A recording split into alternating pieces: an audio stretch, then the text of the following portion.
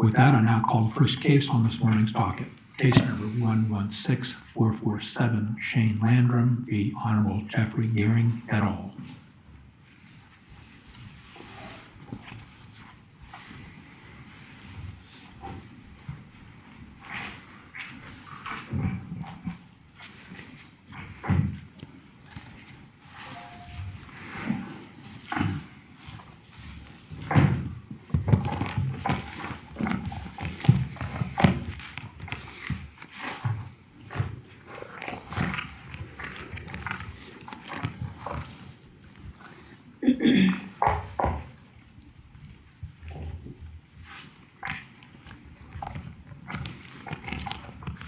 I would like to reserve 2 minutes for rebuttal. 2 minutes is granted. Thank you.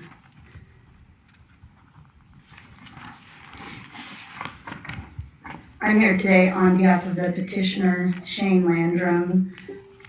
The background of the facts of this case is that in December 2014, Mr. Landrum was charged with murder in Sedgwick County, Kansas.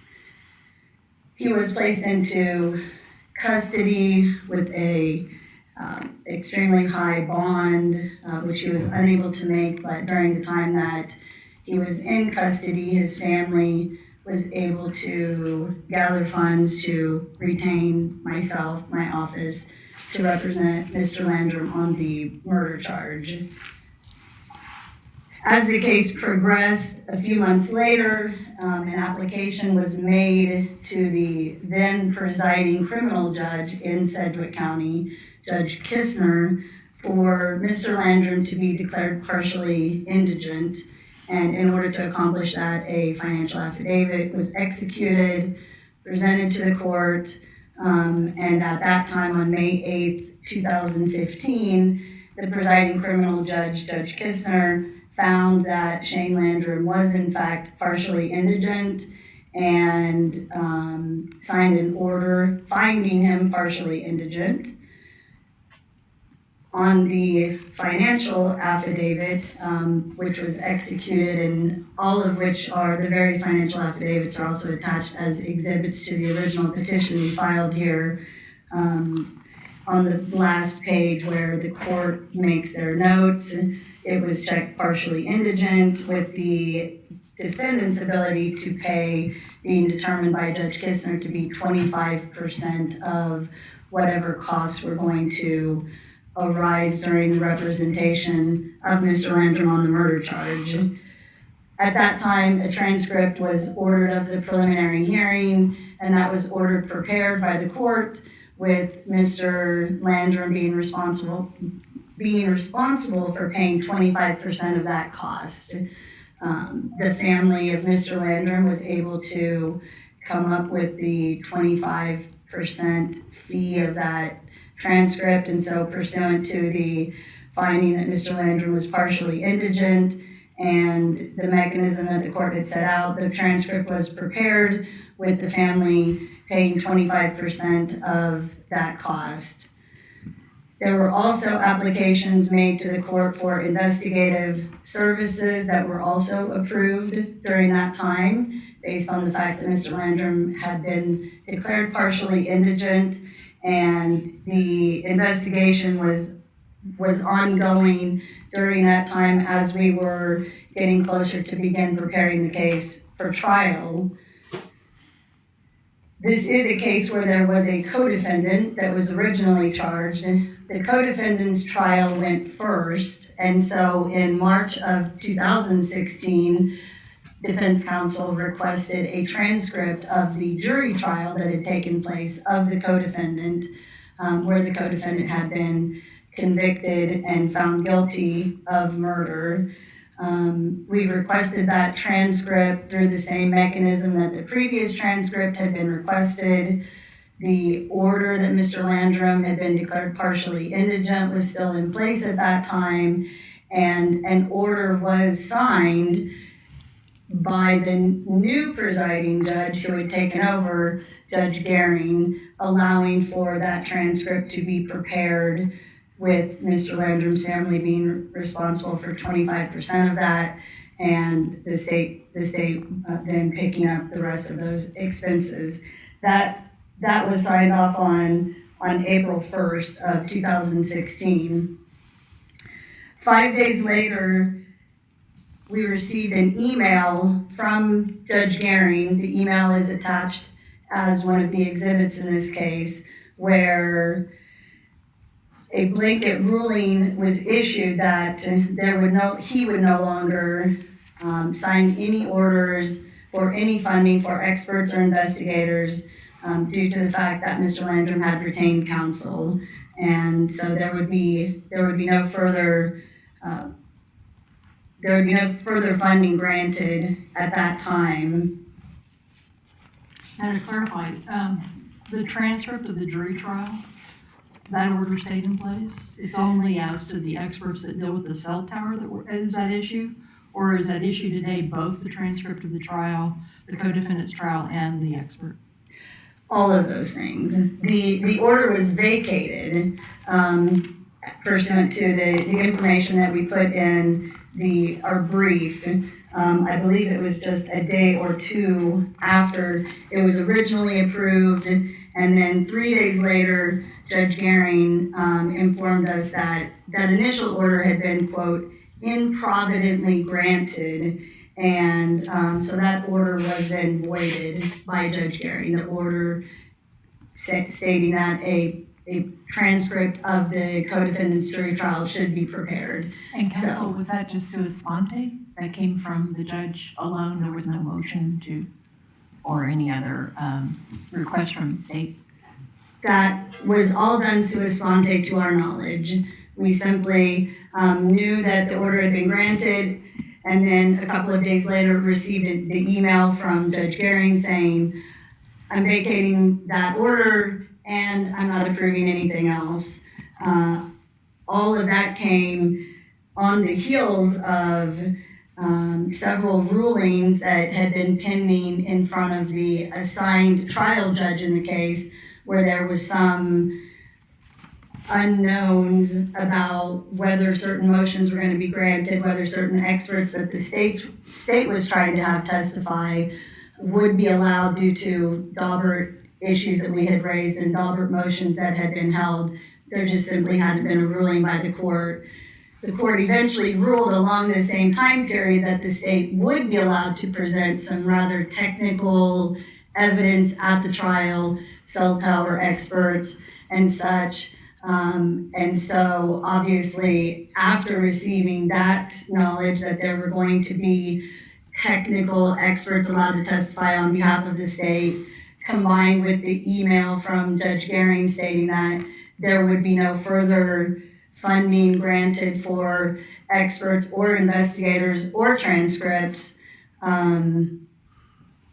it was at that time that we filed a motion to reconsider the court's ruling that had come down in the email, and we have obviously attached the transcript of the hearing that the court held on our motion to reconsider the issue.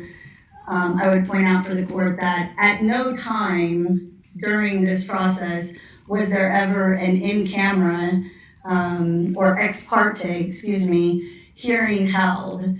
Obviously, any of the issues that we're talking about in this mandamus go to issues that really, by statute, are to be discussed between defense counsel and the court without the state having input, without the state having knowledge of what's being discussed, without the state necessarily having any need to know what experts are being discussed as far as seeking out additional funding from the court. And the single hearing that was held by Judge Goering on this issue after we filed a motion to reconsider, probably within a week or two of receiving the email order from him, was held in open court with the prosecutor present.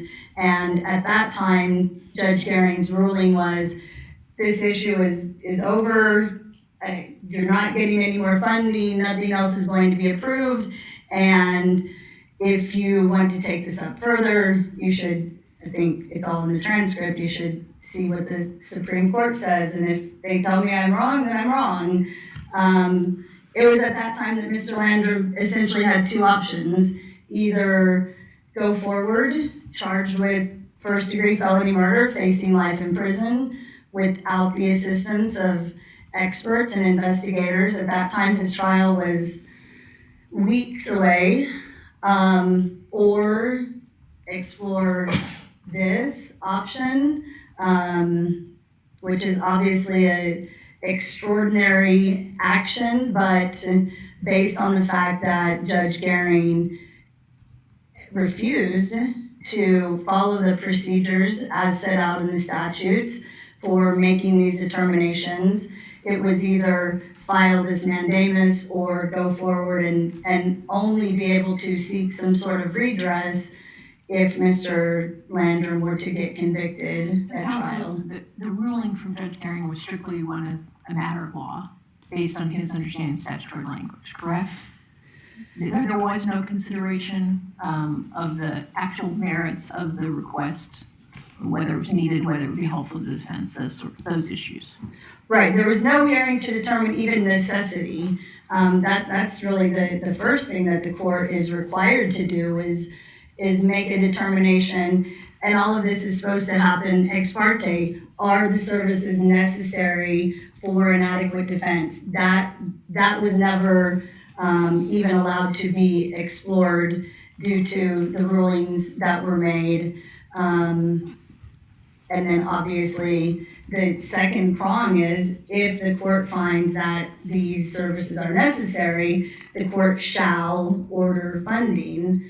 We never got to that point because there never was even a determination made by the trial court judge of whether there was necessity or not for the experts that we would have needed to prepare the case for trial. But likewise, the judge never withdrew the prior order or findings of partial indigency. Judge Goering, I mean, I would say that he at least overruled it. I mean, it was two findings from two separate judges based on exactly the same information. One judge says he's partially indigent and deserves funding. Judge Goering looked at the exact same set of facts and said, no, he doesn't get funding. But there are two parts to that. One is the factual finding of partial indigency, and the second is the issue of law. Did he rule on the factual finding? Did he change the factual finding, or did he just say as a matter of law it doesn't matter here? He did not change any factual findings. To date, there has never been a dispute set forth by anyone that Mr. Landrum is not partially indigent. And really, I mean, like we stated in the petition that we filed, Mr. Landrum is really indigent. I mean, he's in jail, he's charged with first-degree murder, he has no assets, he's not employed, he has no ability whatsoever to fund his own defense. And the fact that family, friends, acquaintances, other people have sort of come to his aid in raising funds to attempt to, so that he can have retained counsel, in no way makes Mr. Landrum anything less than fully indigent for purposes of being able to afford any kind of experts or investigative services. And there's never been a dispute about that. Well, but we also don't have any factual findings, do we? All of that's left to be determined. We don't really know, other than what you've said in your petition, what the sources of the funds are or anything else, correct? Correct. Okay. And I want to go back to the question I asked you, because then your remaining argument seemed to confuse me again. And that is whether we're looking at both the transcript issue and the expert witness issue. And the reason I ask that is that it seems to me your plain language arguments are different for those two things. Because I think that 224507 may apply to the transcript issue, and yet reads an attorney other than a public defender or assistant public defender or contract counsel who is appointed by the court. So that's the lead into that one. But the plain language you rely on is in 4508, which is the investigative expert services, and it does not include that appointed by the court language. Right. So are we looking at both statutes or just one? Well, I think we're looking at both of them, and I think that as we have seen through all of the filings on this mandamus, that it certainly wouldn't be the first time in trying to kind of flush out these issues that we have statutes that seem to that are talking about the same groups of people and what applies to them. It has language that is very different. Obviously, those are two very different lead-ins that can be read very differently. Our argument on the plain language in terms of the experts and investigators is that that language clearly speaks to people that have retained counsel, but are still indigent in terms of being able to afford experts and investigators. I believe that the language in that statute clearly sets forth this idea that partial indigency exists and is something that should be looked at.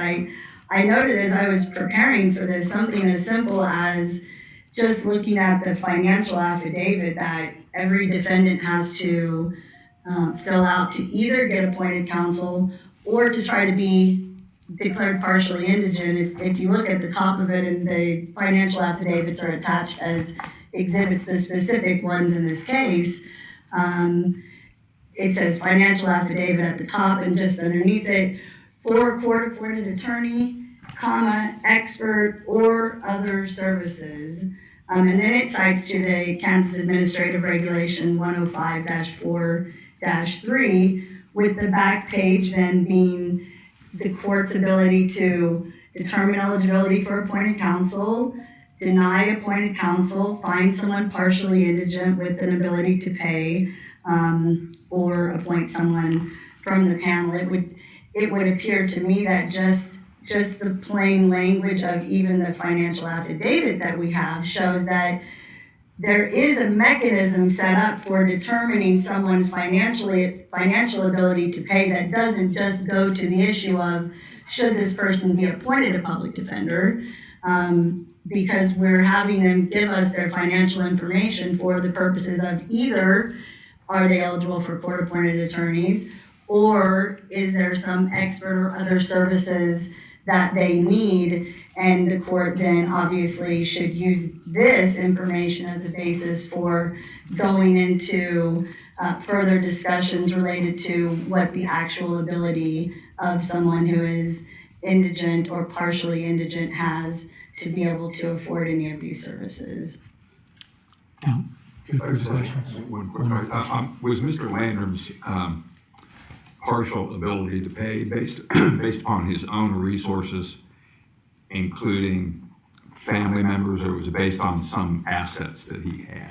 It was based on neither. There was no fact finding done at the time that was even. I mean, that was a number. A financial affidavit was Couldn't tell what it was. It was just a finding he's partially indigent. Is that based maybe on your presence in the case, or do you have any other? Well, I mean, my experience in Wichita is that the judges do this and then they choose whatever number comes into their head, and that's the number that becomes what the percentage is that the person is expected to pay.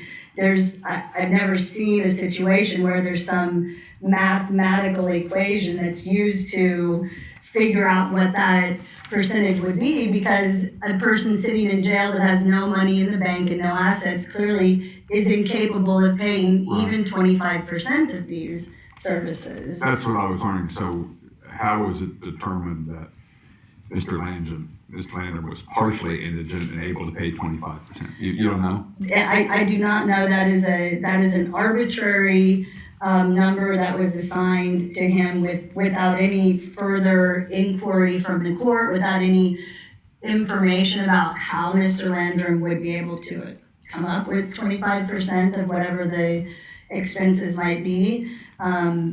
To my knowledge, there was no formula used to determine that. So, Thank you. All right, thank you, counsel. thank you.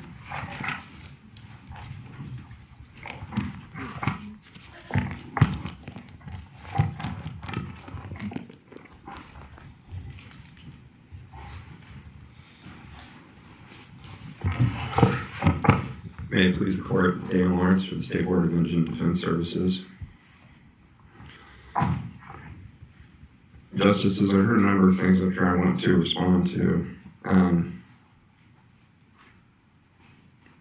First, I want to acknowledge at the outset that I think it's appropriate to observe that Mr. Landrum's circumstances are sympathetic.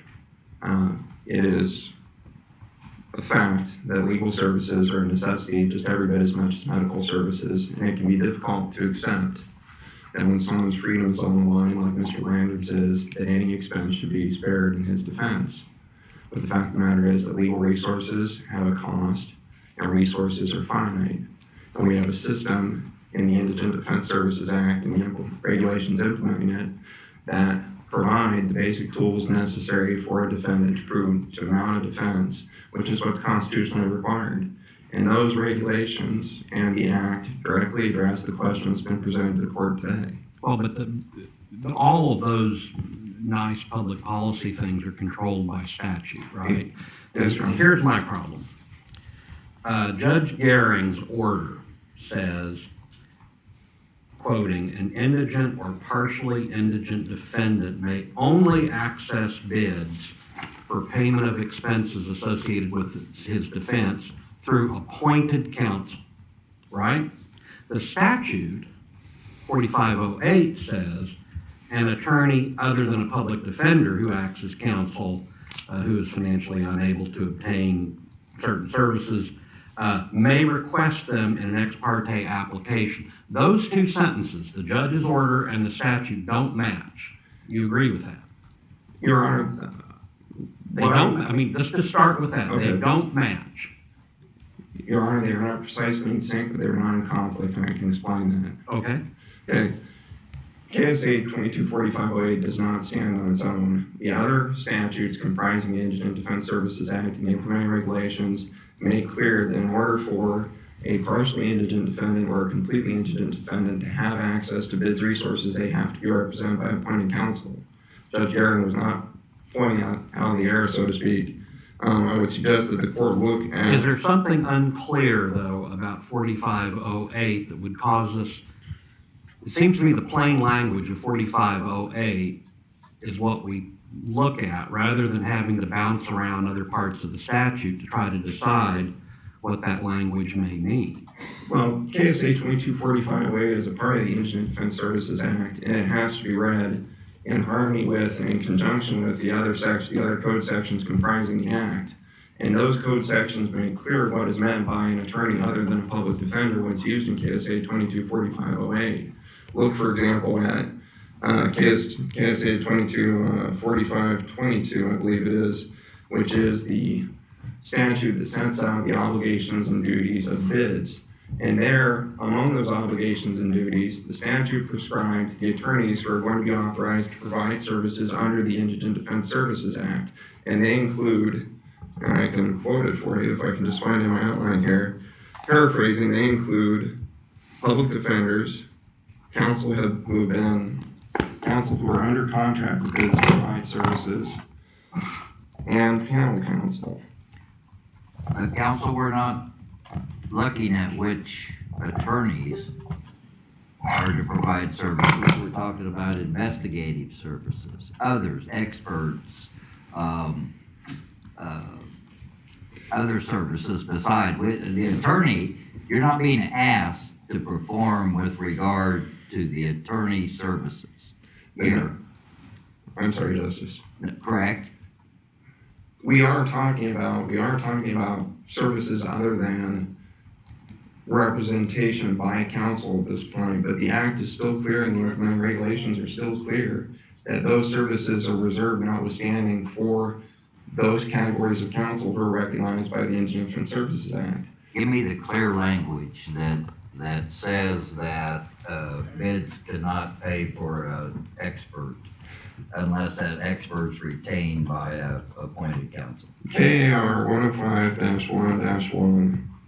Sorry, say that again, please. KAR 105-1-1. Counsel, we've said that the regulation doesn't trump the court's interpretation of statute, haven't we? Said that quite a bit recently? Yes, ma'am, that may well be the case, Justice. Can we agree that the sentence I read from 4508, if it controls, the defendant wins on investigative services? Because clearly, the attorney that's representing the defendant is not a public defender. We all agree to that. We agree, yes, that Mr. Landrum is not being represented by a public. So with that predicate fact not in dispute, that sentence says that those services will be paid for. If necessary. If necessary. If necessary, but not necessarily if he's represented by privately retained counsel.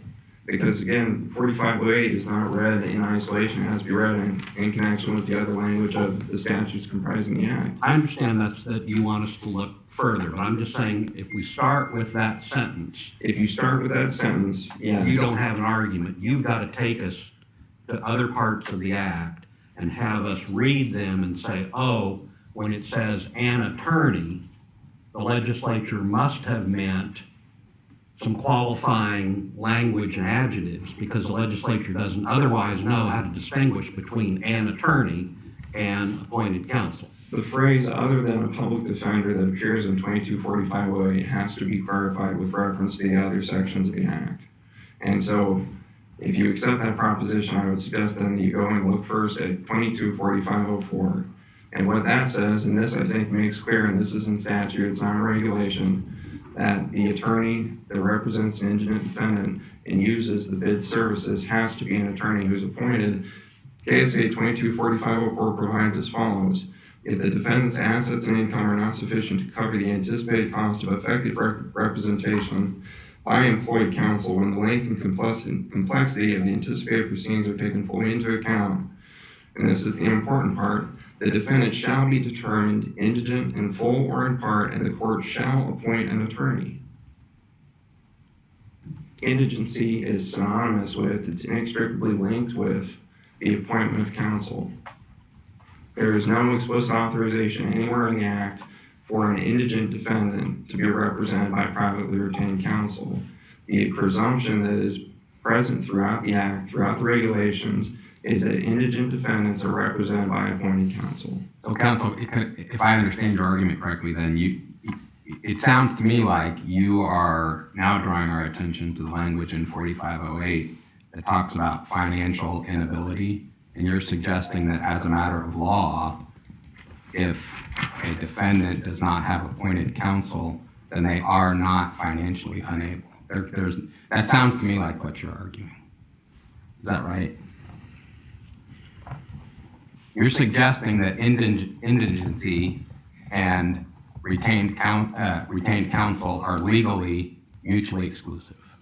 You can't be both. You can't have retained counsel and be indigent. Yes, I'm suggesting that for purposes of the Indigent Defense Services Act, an indigent defendant is by definition one who is represented by appointed counsel, not privately retained counsel.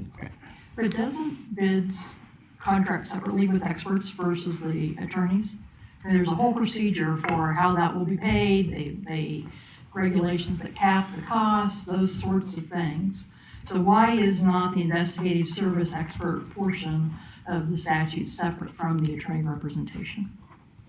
And I cannot tell you what the rationale for that is, but I can tell you, as I said, that based on the statutes, the two are inextricably intertwined. I'm not. Why then do we have 4507 talking about other expenses and being tied only to appointed counsel, but 4508 not including that language, who is appointed by the court? Usually we consider that to be an important clue of legislative intent, don't we? When they include language in one statute but not another? Your Honor, that may raise a question, but I don't think it's a sufficient question to rise to the level of being read as authorization or even authorization for or even acknowledgement of the arrangement that Mr. Landrum is urging the court to accept. I mean, there are oblique references in the act to an attorney other than a public defender, for example, or to the anticipated cost of legal representation, but there is no explicit recognition anywhere in the act that anyone other than those three categories of counsel, appointed counsel, contract counsel, and public defenders, will be providing services to indigent defendants under the act. Counsel, do you have a case to cite to us that says differences in statutory language mean nothing? Beg your pardon? Do you have a case to cite to us that says that differences in statutory language chosen by the legislature mean nothing? Of course, Madam Justice. Okay, that's the problem. That's what we're struggling with when Justice Luker talks to you about those two statutes. There is a difference, and we're frequently called upon to decide an issue that's not explicitly provided for. Understood, Justice. What I'm simply saying is that when the act is read as a whole and its parts are construed together, the fact that there are three categories of counsel who are expressly recognized as being those to whom bids funds are going to be paid, and that there is no reference to payments being made by an indigent defendant to privately retained counsel, I'm suggesting that that is significant from a statutory construction perspective. Again, so is the payment's not going to privately retained counsel? Beg your pardon? Again, the distinction may be that the payment is not going to privately retained counsel. You just, and that was the argument you just made. But when the statutes do acknowledge situations where the indigent defendant is going to be paying someone, like for example in KR 105-4-5 regarding partial indigency, in the context of that statute, payments by the defendant are mentioned. But even there, where, and Mr. Landrum contends that partially indigent defendants are the ones to whom the special status is described, where they can hire retained counsel and use bid services, even there, the only reference to any payments being made by the defendant to anyone for his defense are payments that are made by the defendant to the clerk of the court to reimburse the clerk or the state rather for the cost of his defense. I guess what I'm saying in a nutshell, Justices, is that it seems to me that if the legislature intended to authorize privately retained counsel to draw on state funds to pay for the cost of defense, then it's something that would have been done at least as explicitly as the Act recognizes the ability of the other three categories of counsel to do so. Do you want to make a different statutorily based argument on transcripts, distinguishing the transcript order? What's your understanding of the facts on the transcript order? It fell under the new rule issued by Judge Goering, correct?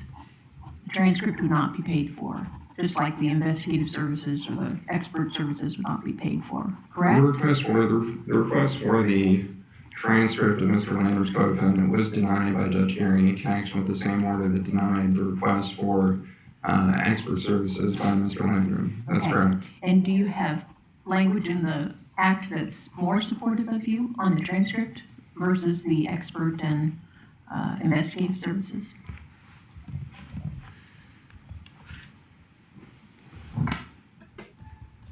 I'm afraid I don't understand the question, Justice. I'm sorry. Can you clarify? We've given you quite a challenge, I think, on your statutory language argument as to 4508.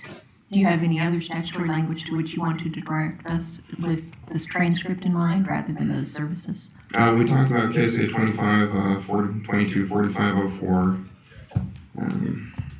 One moment.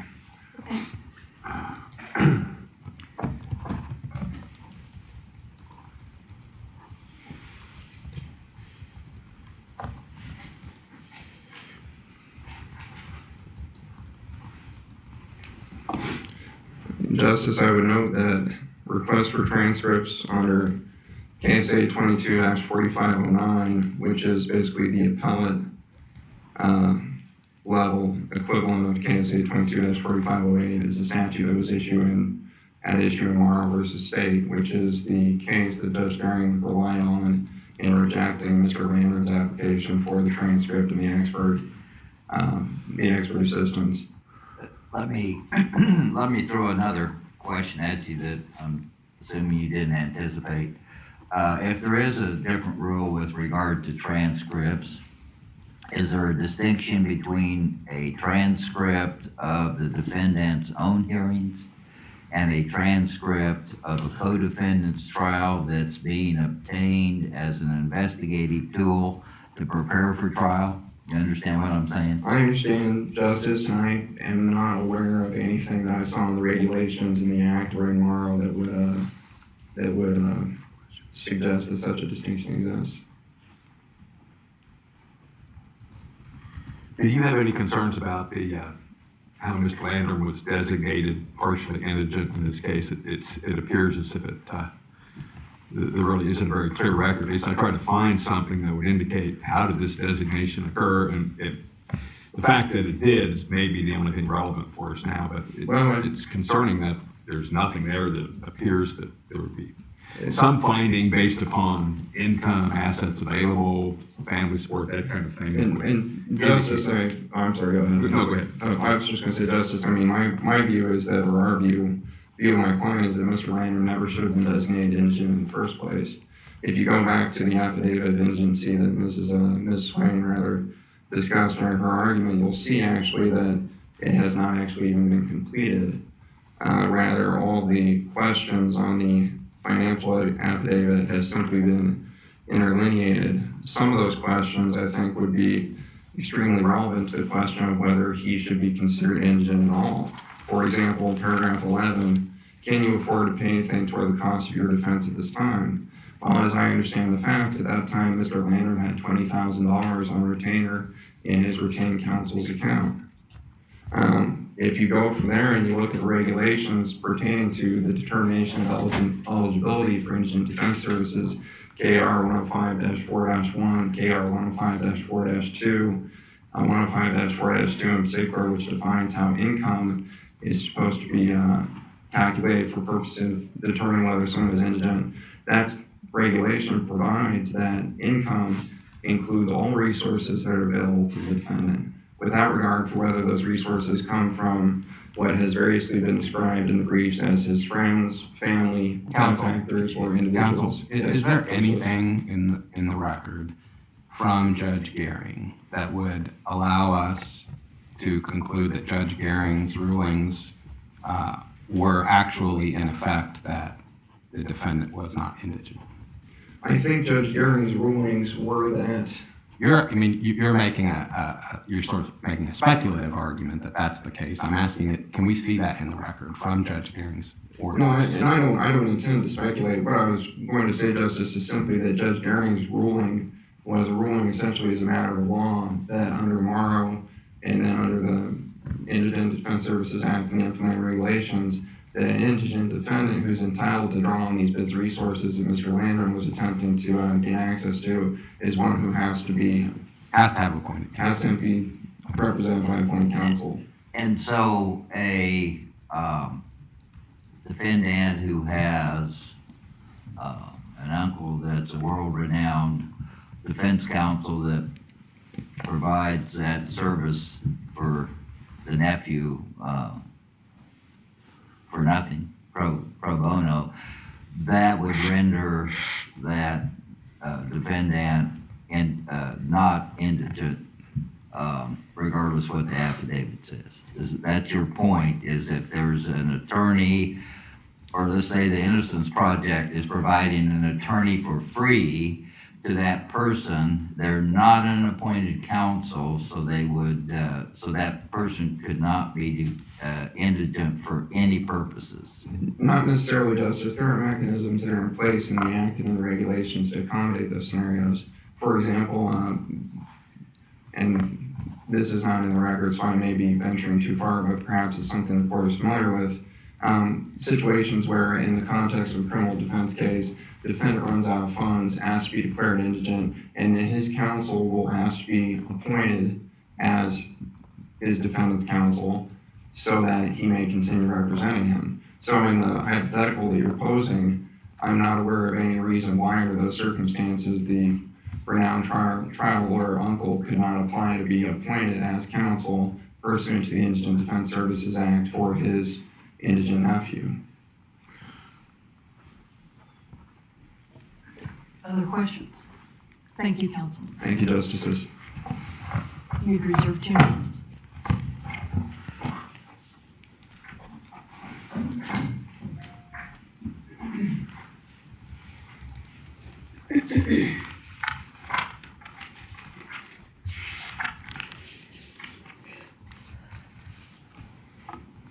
I would just point out a couple of things in terms of the arguments that were just made.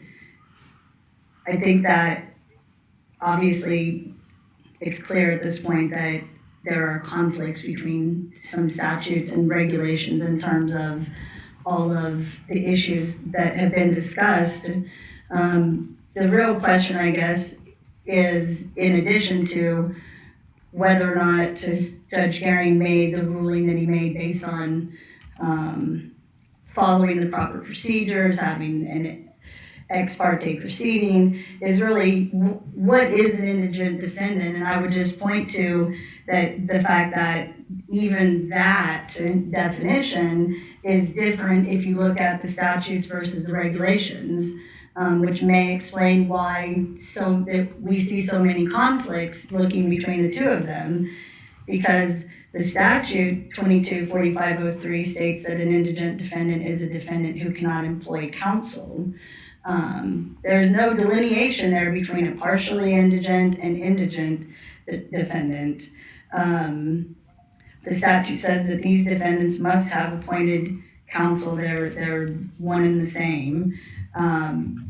In the bids regulations. Doesn't that cut against your argument, though?